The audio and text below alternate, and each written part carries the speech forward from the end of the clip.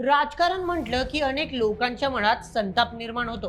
राजकारण गढूळ आणि अस्वच्छ आहे असं आपण अनेकदा अनुभवी व्यक्तींकडून ऐकतो.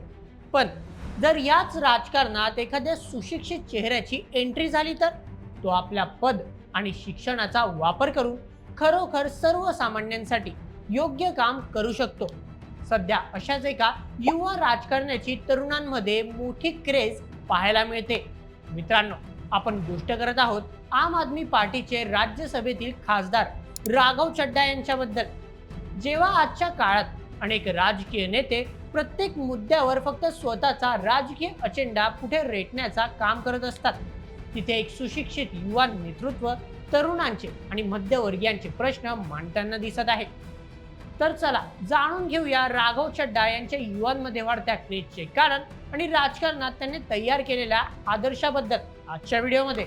मित्रांनो, आपल्या देशात राजकारणामध्ये येण्यासाठी शिक्षणाची कोणतीही अट नाही. त्याचप्रमाणे राजकारणात प्रवेश करायचे कोणतेही मानक नाही. यामुळे अनेक लोक फक्त पैशाच्या, सत्तेच्या आणि दादागिरीच्या जोरावर देखील राजकारणात प्रवेश करतात. विकासाच्या मुद्द्यांऐवजी जातीवाद, धार्मिक तेढ यांसारख्या मुद्द्यांवर राजकारण अधिक प्रमाणात केले जाते.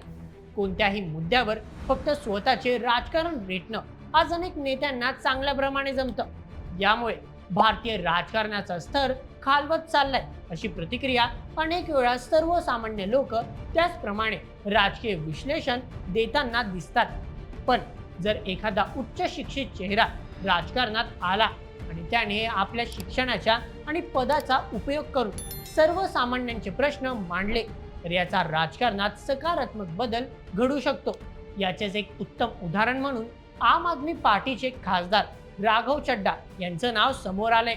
मित्रांनो, राघव चड्डा यांनी मागील काही काळापासून राज्यसभेत असे काही मुद्दे उपस्थित केले ज्यामुळे त्यांची प्रतिमा एक सुशिक्षित नेता म्हणून जनतेसमोर आली.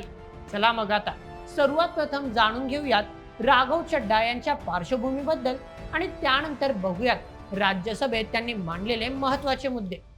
राघव चड्डा यांचा जन्म एका सर्वसामान्य कुटुंबात झाला होता. त्यांनी आपला पदव्युत्तर शिक्षण दिल्ली विद्यापीठातून घेतलं.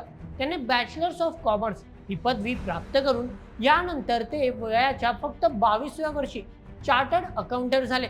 एवढ्या कमी वयात CA चे लायसन्स घेणारे काही मोजक्या लोकांमधून ते एक होते. सध्या स्थितीत आम आदमी पार्टीच्या माध्यमातून त्यांनी आपल्या राजकीय कारकिर्दीला सुरुवात केली. त्यांची 2013 मध्ये सुरू असलेल्या इंडिया अगेन्स्ट करप्शन आंदोलनात दरम्यान केजरीवाल यांच्याशी भेट झाली आणि तेथूनच त्यांचे राजकारणात पाऊल पडले. मित्रांनो, हा झाला त्यांचा राजकीय इतिहास. चला आता बघूयात राज्यसभेत त्यांनी उपस्थित केलेले काही महत्त्वाचे प्रश्न. सर्वप्रथम राईट टू रिकॉल इन्सेंटिव्ह.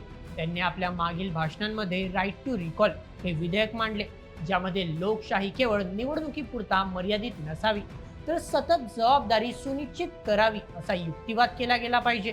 म्हणजेच मतदारांना त्यांच्या जबाबदाऱ्या पार पाडण्यात अपयशी ठरणाऱ्या खासदार, आमदार आणि नगरसेवकांना रिकॉल करता आले पाहिजे.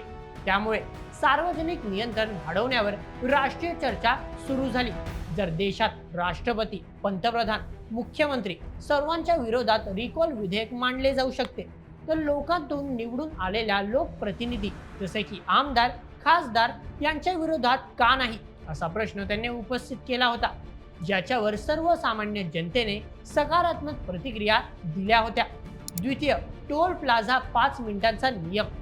पायाभूत सुविधा व्यवस्थापन कार्यक्षमतेला आवाहन देत त्यांनी असा नियम मांडला की जर एखाद्या वाहनाला टोल प्लाझावर 5 मिनिटांपेक्षा जास्त काळ थांबावे लागले तर प्रवास मोफत असावा. त्यांनी वाहतुकीवर दुहेरी कर आकारणी म्हणजेच डबल टॅक्स कलेक्शन या मुद्द्यावर भाष्य केले. त्यांनी प्रवासी इंधन उपकर म्हणजेच फ्यूल टॅक्स आणि टोल हे दोन्ही भारतात आहे ही बाब निर्देशनास आणून दिली होती. याचाच प्रतिसाद म्हणून सरकारने 2026 पर्यंत उपग्रह आधारित म्हणजेच सॅटेलाइट बेस्ड टोलची प्रणालीकडे वळण्याचे संकेत दिले. तृतीय, डिजिटल क्रिएटर राईट्स. चड्डा यांनी अनियंत्रित अल्गोरिदम चलित कॉपीराइट स्ट्राईकमुळे डिजिटल कंटेंट क्रिएटर्सला येणाऱ्या समस्यांवर प्रकाश टाकला. डिजिटल अर्थव्यवस्थेतील उपजीविकेचे रक्षण करण्यासाठी त्यांनी 1957चा ऍक्ट टू कॉपीराइट अपडेट करण्याची आवाहन दिले होते. चौथं, नेत्यांसाठी शैक्षणिक पात्रता. राजकारण्यांचा किमान पात्रतेबाबत संसदेत त्यांनी एक मार्मिक प्रश्न उपस्थित केला होता. जवळजवळ प्रत्येक सरकारी नोकरीसाठी परीक्षा आवश्यक असताना नेत्यांसाठी कोणतीही किंवा कमी निकष का नाहीत, असा प्रश्न त्यांनी उपस्थित केला होता. पाचवं, तरुणांना राजकारणात प्रोत्साहन. त्यांनी व्यावसायिक असलेल्या तरुणांना राजकारणात सामील होण्यासाठी तसेच सर्वसामान्य स्थितीतून वर आलेल्या तरुणांना राजकारणात संधी देण्याचा मुद्दा उपस्थित केला होता. सहावं, विमानतळावरील नाश्त्याचे दर. मित्रांनो, जी पाण्याची बॉटल, चहा, कॉफी, नाश्ता आपल्याला सर्वसामान्य दुकानांवर थोड्या किमतीत भेटतो, तो विमानतळावर मात्र फार महाग किमतीत विकला जातो. या मुद्द्यांवर देखील त्यांनी प्रश्न उपस्थित केले होते आणि सरकारने आता या मुद्द्यांवर देखील कारवाई केली आहे. या व्यतिरिक्त त्यांनी अनेक प्रश्न सामान्य जनतेच्या बाजूने उपस्थित केले होते. त्यामुळे तरुण आणि युवा वर्ग राघव चड्डा यांच्याकडे एक सुशिक्षित राजकारणी म्हणून पाहतो, जो स्वतःच्या पदाचा उपयोग फक्त राजकीय हित साधण्यासाठी नाही, तर सर्वसामान्यांच्या प्रश्नांवर प्रकाश टाकण्यासाठी करतो. मित्रांनो, राघव चड्डा यांनी मागील काळात अनेक कंपन्यांनी सुरू केलेल्या टाइम लिमिट डिलिव्हरीवर प्रश्नचिन्ह उपस्थित केले होते. या स्कीममुळे डिलिव्हरी बॉय वर प्रेशर निर्माण होते. कधी कधी अशा परिस्थितीत घाईमुळे अपघात होण्याची शक्यता असते. त्यामुळे या डिलिव्हरी बॉयचे जीवन धोक्यात येते. त्यामुळे कोणत्याही डिलिव्हरी कंपनींना अशा प्रकारचे ऑफर्स देण्यापासून रोखण्याचा मुद्दा त्यांनी उपस्थित केला होता आणि त्यानंतर सरकारने सर्व डिलिव्हरी कंपनींना अशा प्रकारच्या ऑफर रोखण्याचे आदेश दिले. राघव चड्डा यांनी अनेक वेळा खाद्यांमधील म्हणजेच पॅकेज फूडमधील भेसळ, त्याचप्रमाणे मिडल क्लासवर लादला गेलेला टॅक्स या बाबतीत देखील प्रकाश टाकला आहे. असं असलं तरीही राघव चड्डा यांच्या धोरणांवर त्यांच्या विरोधकांकडून काही प्रमुख प्रश्न उपस्थित केले जातात. मित्रांनो, त्यांच्यावर राज्यसभेत खोट्या स्वाक्षऱ्यांचा आरोप केला गेला होता. राघव चड्डा यांनी एका नियम समितीमध्ये 5 खासदारांची नावे त्यांच्या संमतीशिवाय प्रस्तावित केली होती. भाजपने आरोप केला की चड्डा यांनी खासदारांच्या खोट्या स्वाक्षऱ्या केल्या आहेत. त्यांच्यावर चुकीची माहिती देणे आणि कागदांची फेरफार करणे असा आरोप देखील लावण्यात आला होता. राघव चड्डा यांच्यासह आम आदमी पार्टीने हे सर्व आरोप फेटाळून लावले होते.